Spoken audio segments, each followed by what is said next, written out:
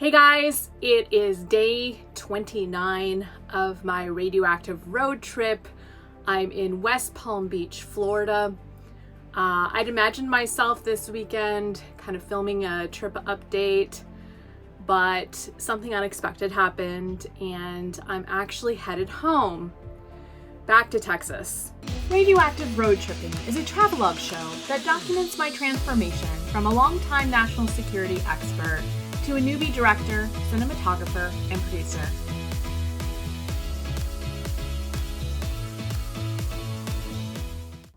When I first planned this trip, I imagined that we would still be at the end, at least at the end of a pandemic. I certainly didn't understand that we would be in the middle of the largest surge in January 2022. And I didn't anticipate the intensive supply chain issues and backups in RV repairs that continue to plague campers around the country. So basically the story starts out at the beginning of my journey. I had some issues with the solar panels. They weren't quite charging the batteries up to full and I didn't quite know why. And I thought I would figure it out on the road. And so it was day 8 in New Orleans, Louisiana. And I was setting up camp and my inverter panel was blank, wasn't working. So I called the manufacturer and basically you don't need the inverter panel unless you're going to make changes to the default settings. Since I don't make any changes to inverters, I don't really need it. It's not mission critical, so I decided to move on. I did talk to them about the solar panels and there might have been some connection issues and I decided at some point I would get them checked out. But again, since I mostly am going to campsites with hookups, it wasn't necessarily mission critical, especially with the delays in RV service repairs at the moment. About the same time, a leak under the bathroom sink returned. So before I left, my dad checked all of the plumbing and it turns out the fixtures and all of them were not even turned tight. My RV was repaired back in October and November, and since then basically there were leaks in all of the pipes, and so he tightened all of them. I have actually looked at them as well and tightened everything I could, but there continues to be a leak in the bathroom sink. Unfortunately, that led to all of the towels underneath in the cupboard to become soaked with water. So I had to remove them. I'm not using the cupboard anymore. Instead, I'm putting a tray underneath and collecting the water and dumping it out every time there's accumulation. I have to get this fixed again, but it wasn't mission critical and I wasn't gonna let that interrupt my trip. So from the very start, I was having trouble with my WineGuard satellite dish. I have Dish on the Go, and every single time I changed location, I'd have to spend about an hour and a half or so on the phone with Dish technical service. They were incredibly helpful. Unfortunately, by the time I got to Alabama, the dish kept turning round and round and round and round and would never stop. It would not pick up a signal. And at that point, the Dish technical service said that they believed it had to do with the satellite dish from WineGuard and not with the dish service. And so I'd have to call the manufacturer. And at that point, I just kind of gave up and I'm not doing satellite TV. Again, watching TV isn't mission critical, so the trip must go on. Fast forward to day 21, January 21, 2022. I'm in Fort Myers, Florida. We had a very hard rain at night, and when I woke up, I found a puddle of water in the kitchen. Apparently there was water coming in on one side of the kitchen side slide, and yeah, that's kind of an issue because over time, as it continues to rain repeatedly, that will eventually damage the materials inside the slide, and without the slide you can't use this camper. And so I started to think about what comes next. I did some research. I'm in Florida. I checked into some RV repair places. Unfortunately, as expected, the appointments were way backed up. One company could see me end of February. Another company could see me in mid-March.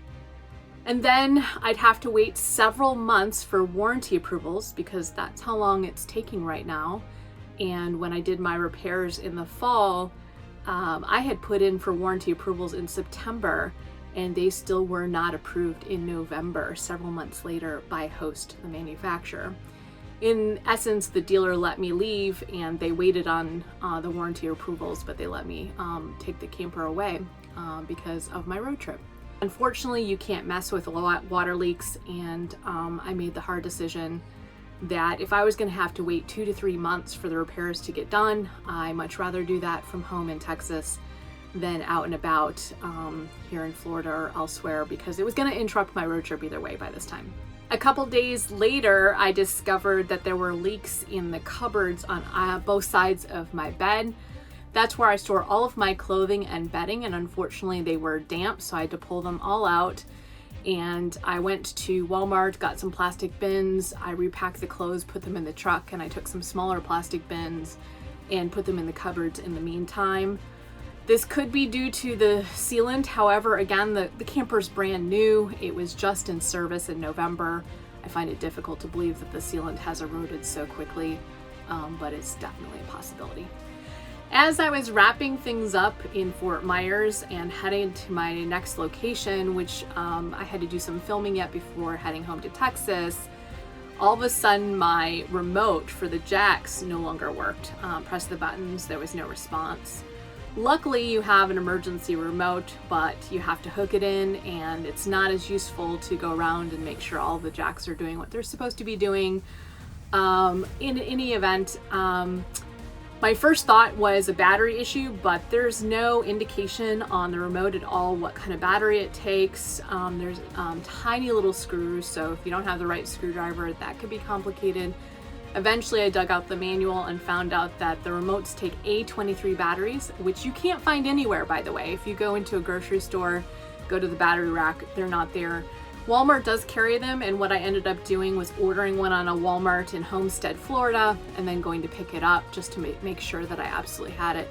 So the remote's back to working again, but it would have been nice to have the battery type more clearly indicated, or the manufacturer could have thrown in an extra battery as a nice service.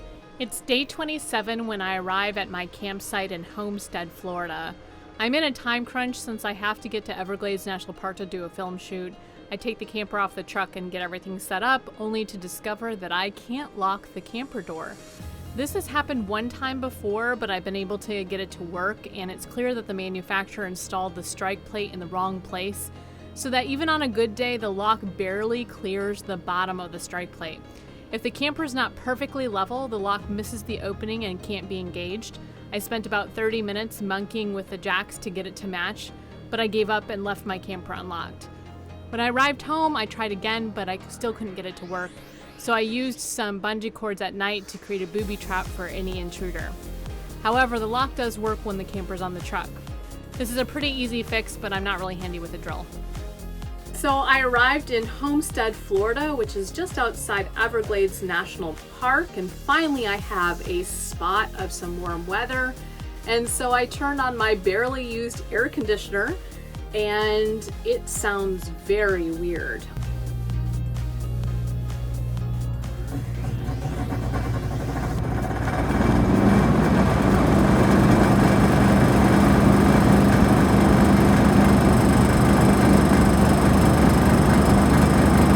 The motor is clattering like some sort of lawnmower that needs maintenance and repairs, and it was so loud and obnoxious that I ended up just turning it off and using the fans. So that's definitely going to have to be checked out as well. So we have a bit of a detour here, but never fear, my journey is not over. I will get back on the road, and I have tons of footage to share with you from my adventures in January. I believe that life is not about destinations, it's about the journey. And so this little detour and, well, upset is just part of life. It's part of the journey. And what I've come to realize, and many people have told me, is that as an RV owner, you have to learn how to do a lot of repairs yourself. Unfortunately, I'm a complete newbie and I don't know a lot about fixing things. And so I think this is going to be a harder road for me than for some. The good news for the next owner of my Host Yukon truck camper is that I'll have everything fixed for you. As I head home to Rockport, Texas, this is merely an extended detour on my journey. The bumpy road I've experienced also does not diminish all the amazing experiences I've had so far. I can't wait to share them with you. Stay tuned.